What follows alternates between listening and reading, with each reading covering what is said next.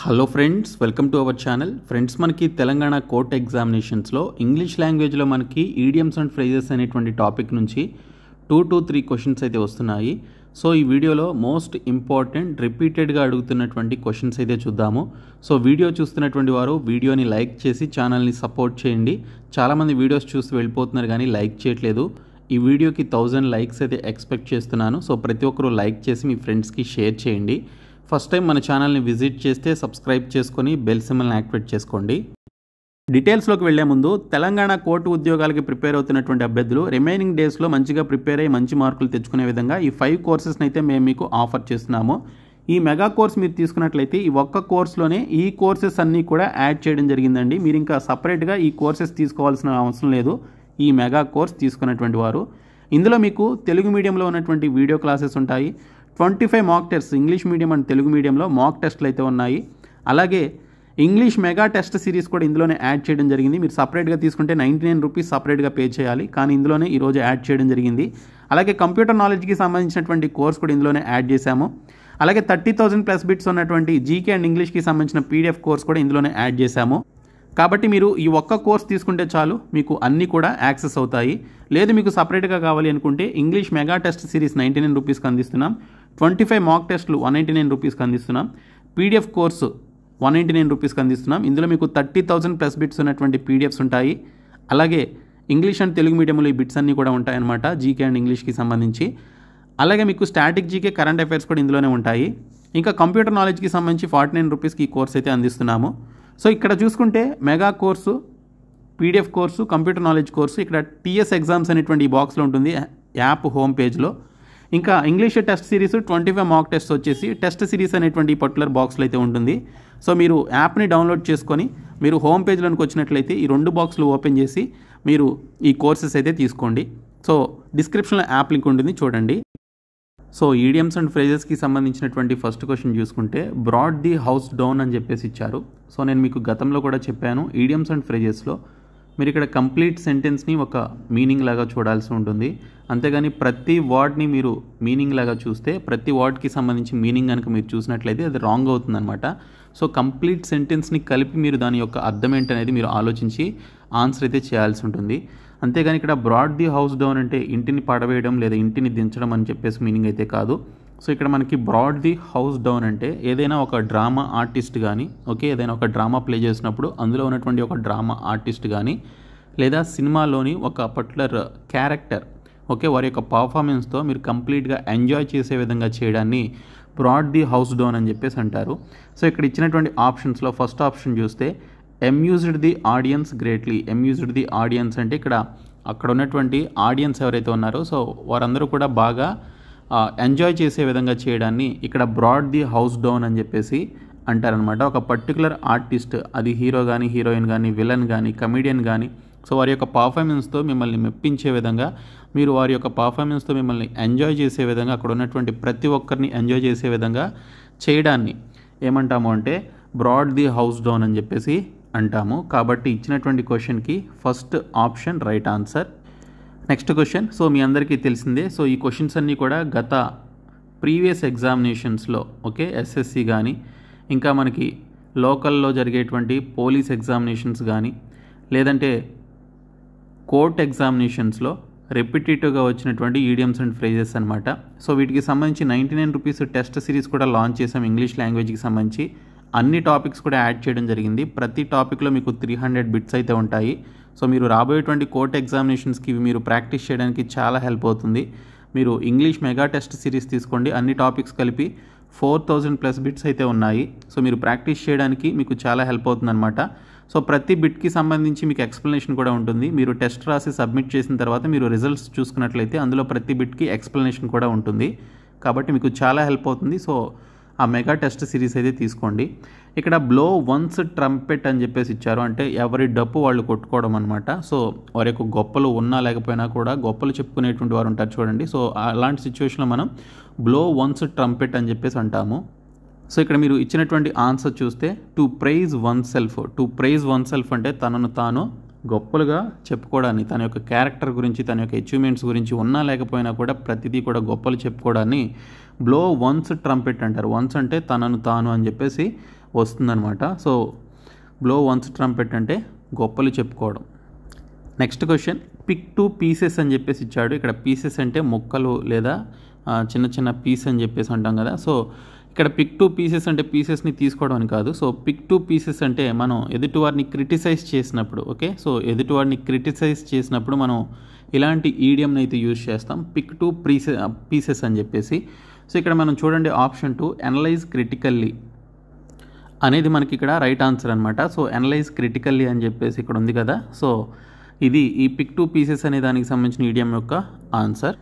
Next one, curry favour అని చెప్పేసి ఇచ్చారు. సో ఇక్కడ కర్రీ ఫేవర్ అంటే మీరు ఒక వ్యక్తికి, మీకు ఆపోజిట్లో ఉన్నటువంటి ఒక వ్యక్తికి ఒక ఫేవర్ చేయడం కానీ లేదా అతన్ని ఇష్టపడడం కానీ చేసి, సో అతని నుంచి మీరు ఒక సపోర్ట్ కోరినప్పుడు దీన్ని ఏమంటామంటే కర్రీ ఫేవర్ అని చెప్పేసి అంటారు. ఓకే, సో ఇక్కడ మనకి ఇచ్చినటువంటి ఆప్షన్స్లో సీక్ ఫేవరబుల్ అటెన్షన్ అనేది దీనికి సంబంధించిన రైట్ ఆన్సర్ అనమాట. సో ఒక పర్టికులర్ పర్సన్కి మీరు ఓకే ఏదైనా సపోర్ట్ చేసి లేదా అతన్ని లైక్ చేయడం ద్వారా రివర్స్లో ఓకే అతని నుంచి మీరు ఒక అటెన్షన్ని గ్రాప్ చేయడాన్ని లేకపోతే అతని నుంచి ఒక సపోర్ట్ కోరడాన్ని ఏమంటారు అంటే కర్రీ ఫేవర్ అని చెప్పేసి అంటారు. అంటే ఇక్కడ మనకి సీక్ ఫేవరబుల్ అటెన్షన్ అనేది దీనికి సంబంధించిన right answer. So next question, cut the mustard అని చెప్పేసి ఇచ్చారండి. సో కట్ ద మస్టర్డ్ అంటే సో ఎక్స్పెక్ట్ చేసిన విధంగా మీరు పర్ఫామ్ చేసినట్లయితే, ఫర్ ఎగ్జాంపుల్కి మీకు 2-3 డేస్లో కోర్ట్ ఎగ్జామినేషన్స్ ఉన్నాయి, మీరు బాగా ప్రిపేర్ అయ్యారు, మీరు ఎక్స్పెక్ట్ చేసిన విధంగా మీరు కనుక మంచిగా ఎగ్జామినేషన్ రాసి మంచిగా ఎగ్జామ్లో పర్ఫామ్ చేసినట్లయితే సో అప్పుడేమంటామంటే యూ కట్ ద మస్టర్డ్ అని చెప్పేసి అంటాం. యూ కట్ ద మస్టర్డ్ అంటే you perform well in the examination. Okay, to perform well in the examination అని చెప్పడానికి ఇక్కడ కట్ ది మస్టర్డ్ అని చెప్పేసి అంటాము. సో ఒక హాకీ ప్లేయర్ అతని యొక్క గేమ్ని మంచిగా ఆడాడు అనుకోండి, తను ఎక్స్పెక్ట్ చేసిన విధంగా మంచిగా పర్ఫామ్ చేశాడు అనుకోండి, లేదా ఒక క్రికెట్ ప్లేయర్ బ్యాటింగ్లో కానీ బౌలింగ్లో కానీ తను అనుకున్న విధంగా మంచిగా పర్ఫామ్ చేసినప్పుడు హీ కట్ ద మస్టర్డ్ అని చెప్పేసి అంటాం. So he cut the mustard అంటే టు పర్ఫామ్ వెల్ అనేది ఇక్కడ మనకి రైట్ ఆన్సర్ అనమాట. సో ఆప్షన్ 2 దీనికి సంబంధించినటువంటి right answer. Next question, feather one's own nest అని చెప్పేసి ఇచ్చారు. So feather one's own nest అంటే సో ఫర్ ఎగ్జాంపుల్ ఇక్కడ చూసుకుంటే పొలిటీషియన్స్ ఉన్నారు. సో పొలిటీషియన్స్ వారు అన్ఫేవర్ వేలో ఓకే రాంగ్ వేలో వాళ్ళు మనీ సంపాదించి బాగా డబ్బున్న వాళ్ళు అవుతారనమాట, రిచ్ అయిపోతారు. సో దాన్నే మనం ఇక్కడ అలాంటి సిచ్యువేషన్నే ఫీదర్ వన్స్ ఓన్ నెస్ట్ అని చెప్పేసి అంటాం. అలాగే కొంతమంది కరప్షన్ చేసేటువంటి ఎంప్లాయీస్ ఉంటారు. సో వాళ్ళు రాంగ్ వేలో మనీ సంపాదిస్తూ వారి యొక్క ఇంటిని కానీ లేకపోతే వారికి ఉన్నటువంటి ఆర్థిక విషయాల్ని బాగా డెవలప్ చేసుకుంటూ ఉంటారనమాట. సో దాన్ని మనం ఇక్కడ సింపుల్గా ఈడియంలో ఫీదర్ వన్స్ ఓన్ నెస్ట్ అని చెప్పేసి అనొచ్చు. ఫీదర్ వన్స్ ఓన్ నెస్ట్ అంటే make money in a improper way, proper వేలో కాదు, సరైన పద్ధతిలో కాకుండా సో రాంగ్ వేలో మనీని సంపాదించడాన్ని ఫీదర్ వన్స్ ఓన్ నెస్ట్ అని చెప్పేసి అంటాం. So make money in an improper way అనేది దీనికి సంబంధించినటువంటి రైట్ ఆన్సర్ అనమాట. So feather one's own nest, so మిమ్మల్ని మీరు మీ యొక్క నెస్ట్ని మీరు బిల్డ్ చేసుకోవడం అని చెప్పేసి మీనింగ్ అనమాట. కాబట్టి ఇక్కడ దీనికి ఈడియోమాటిక్ ఎక్స్ప్లెనేషన్ చూస్తే make money in an improper way అనేది దీనికి సంబంధించిన రైట్ ఆన్సర్. నెక్స్ట్ క్వశ్చన్ చూడండి, ఆన్ టెంటర్ హుక్స్ అని చెప్పేసి ఇచ్చాడు. సో ఆన్ టెంటర్ హుక్స్ అంటే సో మీరు ఏదైనా ఒక విషయం పట్ల బాగా ఎక్సైటింగ్గా ఉండి చాలా ఈగర్గా వెయిట్ చేసినట్లయితే సో దాన్ని ఏమంటాము అంటే ఆన్ టెంటర్ హుక్స్ అని చెప్పేసి అంటాం. TENTERHOOKS టెంటర్ హుక్స్, అది సింగిల్ వర్డ్ అనమాట. ఆన్ టెంటర్ హుక్స్ అంటే మీరు ఏదైనా ఒక పర్టికులర్ విషయం పట్ల, ఫర్ ఎగ్జాంపుల్కి మీరు కోర్ట్ ఎగ్జామ్స్ రాస్తున్నారు. సో మనకి 20th వరకు కోర్ట్ ఎగ్జామినేషన్స్ అయితే ఉన్నాయి. ఈ ఎగ్జామినేషన్స్ అయిన వెంటనే రిజల్ట్స్ ఎప్పుడు అని చెప్పేసి అడుగుతారు ఖచ్చితంగా మీరు. సో మీరు ఆ రిజల్ట్స్ కోసం చాలా ఎక్సైటింగ్గా ఉన్నారు. సో ఈ 20th ఎగ్జామ్స్ అయిపోయిన తర్వాత మీరు రిజల్ట్స్ కోసం చాలా ఎక్సైటింగ్గా ఉంటారు. కాబట్టి దాన్ని ఈడియమ్స్లో సింపుల్గా చెప్పాలి అంటే you are on tenterhooks అని చెప్పేసి అనొచ్చు. So you are on tenterhooks అంటే మీరు చాలా ఎక్సైటింగ్గా, you are on tenterhooks for results అని చెప్పేసి అనొచ్చు. So you are on tenterhooks for results అంటే రిజల్ట్స్ కోసం చాలా ఎక్సైటింగ్గా వెయిట్ చేస్తున్నారు అనేది మనకి ఇక్కడ మీనింగ్ అయితే వస్తుంది. కాబట్టి ఇన్ సస్పెన్స్ ఆర్ యాంగ్జైటీ అనేది దీనికి సంబంధించినటువంటి రైట్ ఆన్సర్ అనమాట. సో యాంగ్జైటీతో ఉన్నారు కాబట్టి ఇన్ సస్పెన్స్ అండ్ యాంగ్జైటీ అనేది దీనికి సంబంధించిన right answer. Next question, A drop in a bucket అని చెప్పేసి ఇచ్చారు. సో బకెట్ ఎలా ఉందనుకుందాం. ఓకే, సో బకెట్ ఎలా ఉందండి. So a drop in a bucket అంటే యాక్చువల్గా బకెట్లో మనకి కొన్ని లీటర్స్ ఆఫ్ వాటర్ అయితే పడుతుంది. కానీ a drop in a bucket అంటే దాన్ని మనం సింపుల్గా ఏమని చెప్పాలి, a very insignificant amount. Okay, అంతగా సఫిషియెంట్గా లేని లేదా అంతగా గుర్తింపు లేనటువంటి అమౌంట్గా చెప్పుకోవచ్చు. So a drop in a bucket అంటే so a very insignificant amount అని చెప్పేసి చెప్తాం. కాబట్టి ఇచ్చినటువంటి ఒక పర్టికులర్ ఈడియంకి రైట్ ఆన్సర్ వచ్చేసి ఏ వెరీ ఇన్సిగ్నిఫికెంట్ అమౌంట్ అనేది రైట్ ఆన్సర్ అనమాట. So next question, button her lip అని చెప్పేసి ఇచ్చారు. సో బటన్ హర్ లిప్ అంటే లిప్కి బటన్ పెట్టడం కాదు.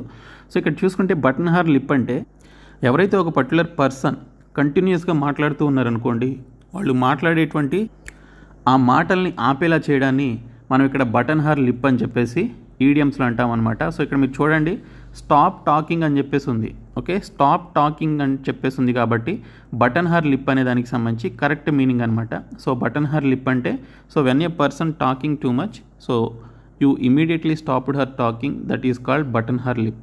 ఓకే, సో స్టాప్ టాకింగ్ అని చెప్పేసి అంటాము. Next question, A man of letters అని చెప్పేసి ఇచ్చారండి. ఏ మ్యాన్ ఆఫ్ లెటర్స్ అంటే ప్రతి అంశం మీద అవగాహన ఉన్నటువంటి వ్యక్తి లేదా బాగా నాలెడ్జబుల్ పర్సన్ని ఇక్కడ మనం ఏమంటామంటే ఏ మ్యాన్ ఆఫ్ లెటర్స్ అని చెప్పేసి అంటాం. సో ఇక్కడ మనం సింపుల్గా స్కాలర్ అని చెప్పేసి అంటాము.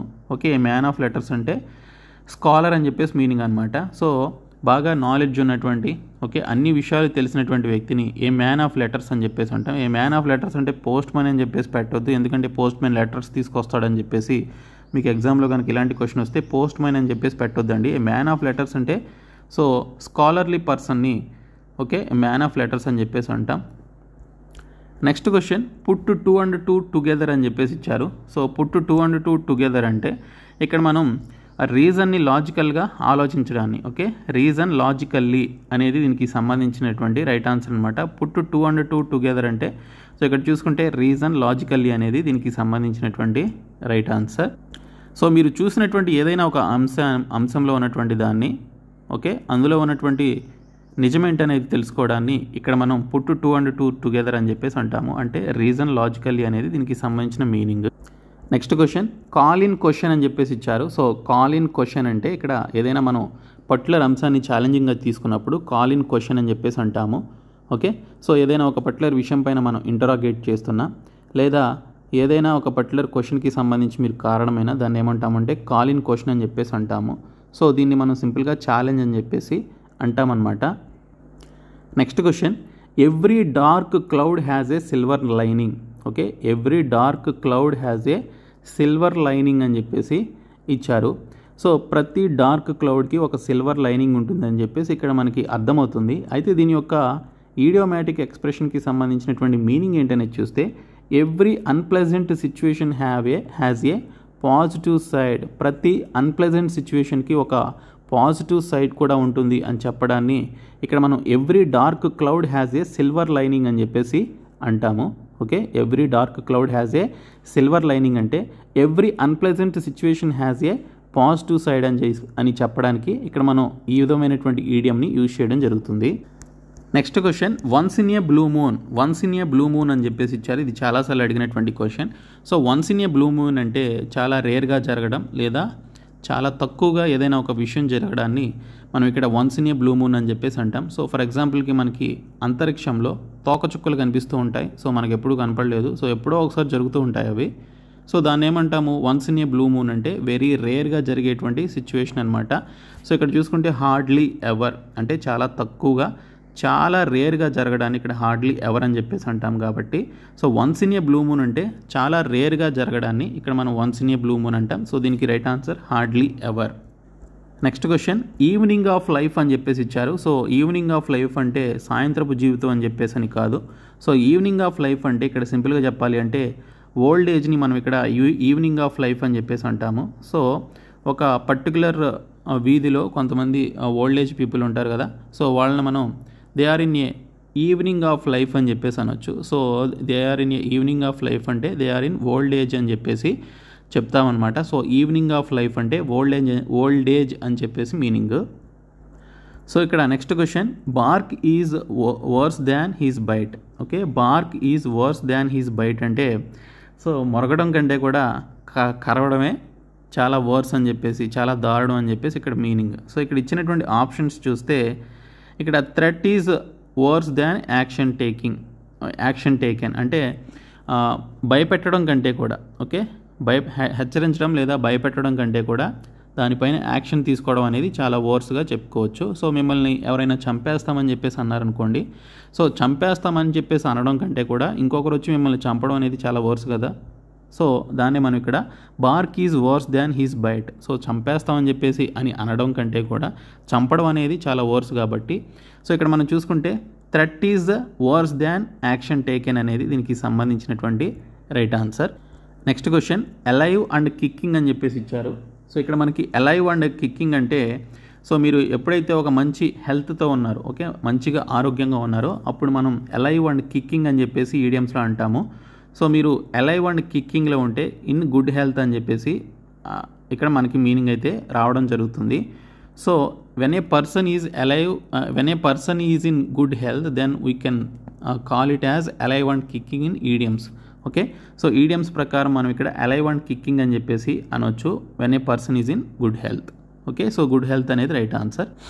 నెక్స్ట్ క్వశ్చన్, ఎట్ సీ అని చెప్పేసి ఇచ్చారు. ఎట్ సీ అంటే సముద్రం దగ్గర ఉన్నామని కాదు. సో ఎట్ సీ అంటే ఎట్ ఏ లాస్ అని చెప్పేసి అర్థం. So when you are confusing about your life, లేదా మీరు జీవితంలో ఏదో కోల్పోయారని చెప్పేసి మీరు భావిస్తున్నప్పుడు సో దాన్ని ఏమంటాము అంటే ఎట్ సీ అని చెప్పేసి అంటాము. ఎట్ ఏ లాస్ అని చెప్పేసి మీనింగు, లేదా when you are in confusing situation about your life లేదా about your next move. Okay, తర్వాత ఏం చేయాలి అనేటువంటి దాని గురించి మీరు కన్ఫ్యూజింగ్ సిచ్యువేషన్లో ఉన్నా, ఏం చేయాలో తెలియనటువంటి సిచ్యువేషన్లో ఉన్నా దాన్ని మనం ఈడియమ్స్లో ఎట్ సీ అని చెప్పేసి సింపుల్గా అంటాం.